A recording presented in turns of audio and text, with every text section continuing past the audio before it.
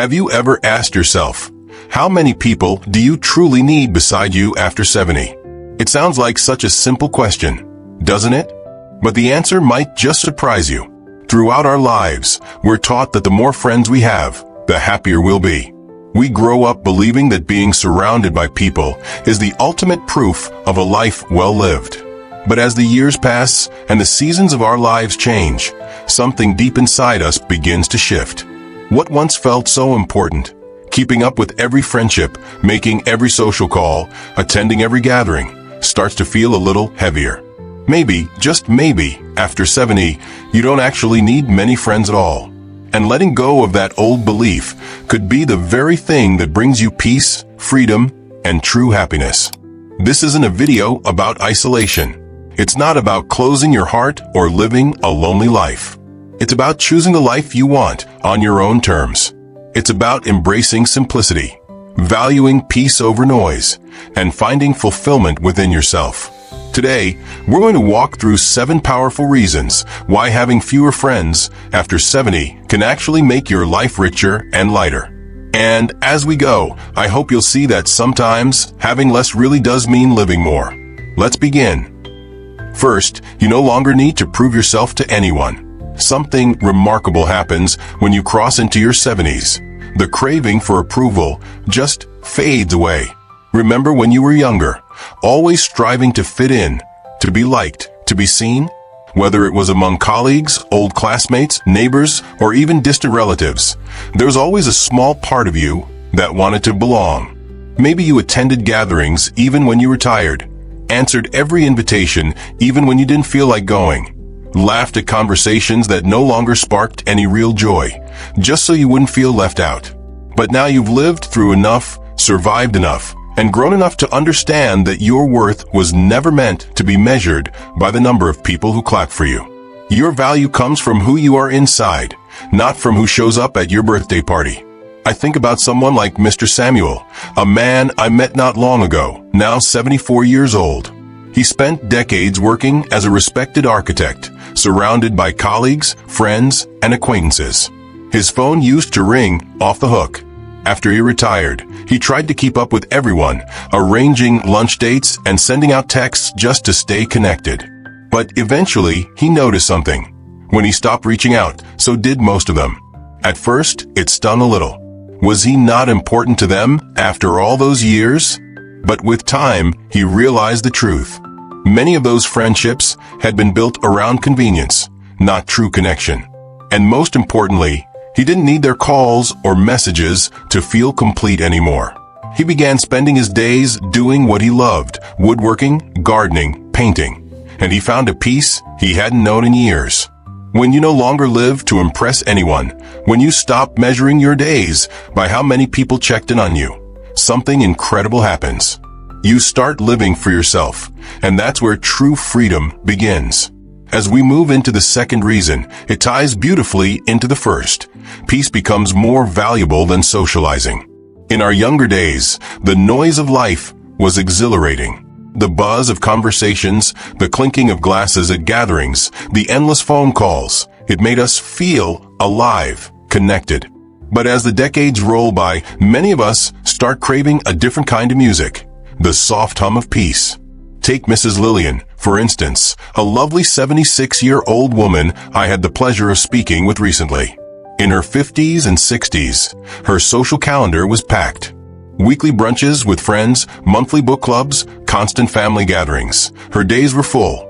Her phone never stopped ringing. But as time went on, she noticed something unsettling. The conversations felt repetitive, the laughter a little more forced. Some friends spent more time complaining than sharing joy, and many gatherings started to feel like obligations rather than pleasures. One afternoon, after yet another lunch filled with gossip and rehashed stories, Lillian sat alone on her back porch with a cup of tea and realized she felt lighter, happier, and more at ease than she had in a long time. There, in the quiet, under the open sky, she discovered a deeper joy, the joy of simply being with herself, without the pressure to entertain or be entertained. That's the beauty of this stage of life. You're no longer obligated to fill every moment with activity or conversation. You can savor the quiet mornings without a buzzing phone. You can spend an afternoon lost in a book without guilt. You can enjoy your own company without needing constant validation from others. Choosing peace over pressure isn't about rejecting others. It's about embracing yourself. It's about recognizing that sometimes the most beautiful moments are the ones where you are simply present, with no expectations and no obligations. And if you've ever felt a quiet tug in your heart, a longing for fewer noisy gatherings and more peaceful mornings, let me tell you, you're not alone. You're simply reaching a stage where you value the richness of your own soul more than the noise of the world around you. Now, let's move into the third reason. Fewer friendships mean fewer disappointments. It's a simple truth that hits a little harder the older we get. Not every friend we've had along the way was meant to stay forever. Some friendships are beautiful for a season, but seasons change. And when we try too hard to hold on to connections that have already drifted, we often end up hurting ourselves more than anyone else. Think about Mr. Albert, an 80-year-old gentleman I met at a community center last year. He told me how, after retiring, he tried desperately to maintain all his old friendships from work, from his neighborhood, from his younger days. He would call, he would invite them out, he would send thoughtful notes during the holidays. But slowly, painfully, he realized he was always the one reaching out. And when he paused, when he waited to see who would call him first, the silence was deafening. At first, Albert felt rejected. Was he not important to them anymore? Did he do something wrong? But after some time sitting quietly with those feelings, he understood something liberating. He hadn't done anything wrong. Life had simply moved on, and clinging to relationships that no longer brought him joy was like dragging dead weight behind him. When you reach your 70s, you realize that you don't have to keep making all the effort to maintain one-sided relationships. You start to understand that it's okay to let go. You don't have to feel disappointed when someone doesn't show up anymore. You don't have to feel abandoned when a friendship fades. Instead, you focus on the relationships that truly matter, the ones that feel easy, mutual, real. And sometimes, the most important relationship you protect is the one you have with yourself. This brings us naturally to the fourth reason. Your time becomes more precious. When you're younger, you feel like you have an endless supply of days ahead. There's always next week, next month, next year. You spend hours talking on the phone, attending endless dinners, going to events that maybe you didn't even want to go to, because you believe there would always be time for yourself later. But once you reach a certain point, and many of us feel it sharply after 70, you realize that time is the most valuable thing you own. It's not money. It's not possessions. It's the irreplaceable, ticking moments of your own life. I think about Mrs. Dorothy, who is now 79 and living quietly on the outskirts of a small town. In her 60s, Dorothy loved hosting parties, big family dinners, game nights with friends. Her home was always bustling with life and laughter. But one day, after yet another full weekend that left her feeling more drained than delighted, she asked herself a simple question. Is this really how I want to spend my time? That one question changed everything for her. Dorothy began to be more selective. She stopped automatically accepting every invitation. She politely declined some gatherings when her heart wasn't in it. She stopped filling her days out of habit and started filling them with meaning. Mornings spent tending her beloved rose garden. Afternoons reading on her porch. Evenings watching the sunset in silence, just her and the soft whisper of the wind. Dorothy found that when she honored her time, when she guarded it as the precious treasure it is, her days felt fuller, richer, more vibrant. It's a beautiful paradox. By doing less, she experienced more. And that's the lesson for all of us. After 70, your time is yours. You don't owe it to anyone. You've earned the right to spend it exactly how you want. Whether that's with family, with close friends, or simply with your own beautiful self. Ask yourself, am I spending my days the way I truly want to? Am I using my precious time to create peace, joy, and fulfillment? Because at this stage of life, every moment matters, and you deserve to make every single one count. Now let's move into the fifth reason. true companionship comes from within. There's a belief many of us were taught early on, that we need people around us all the time to be happy. That without constant company, we'd fall into loneliness. But if you really listen to your heart after 70, you start to realize that real companionship, the kind that truly sustains you, doesn't come from outside. It comes from building a deep, caring relationship with yourself. I remember speaking with Mrs. Elaine, a graceful woman now in her early 70s, who used to fill her days with endless activities, bridge clubs, morning coffee groups, volunteer meetings, you name it. She once believed that if she slowed down, if she ever stopped saying yes to invitations, she'd feel terribly lonely.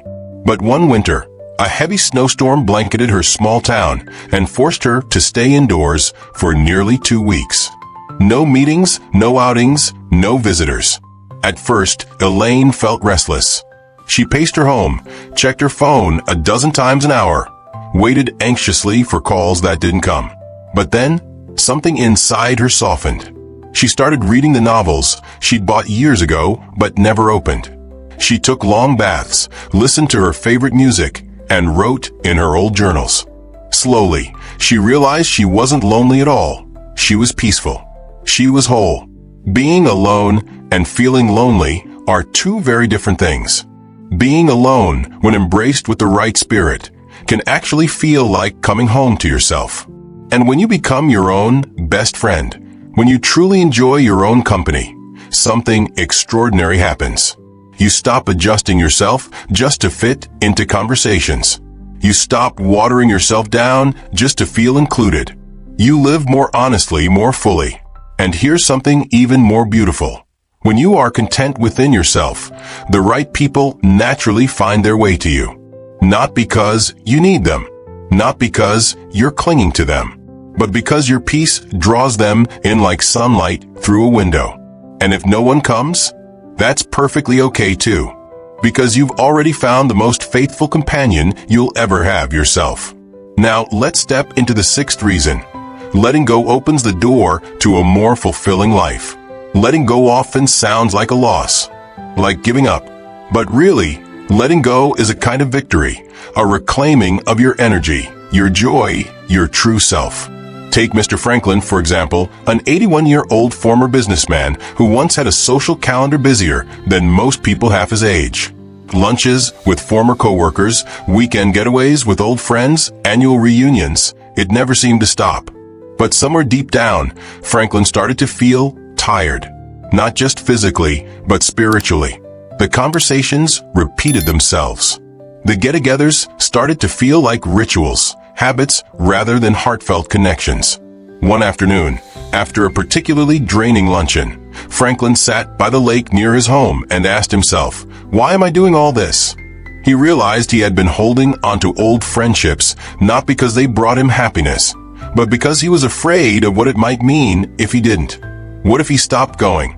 Would people forget him? Would he become invisible? But then he thought, maybe that's not a bad thing. Maybe disappearing from places that drain you is how you start to truly appear in your own life again. So Franklin stopped forcing it. He stopped saying yes out of fear. He started saying yes to what made his heart feel lighter. Fishing trips alone, learning how to paint landscapes, quiet dinners with his daughter and grandson. The space he created by letting go of exhausting friendships was quickly filled, but not with new obligations. It was filled with peace, creativity, laughter that came naturally instead of being squeezed out. That's the beauty of letting go.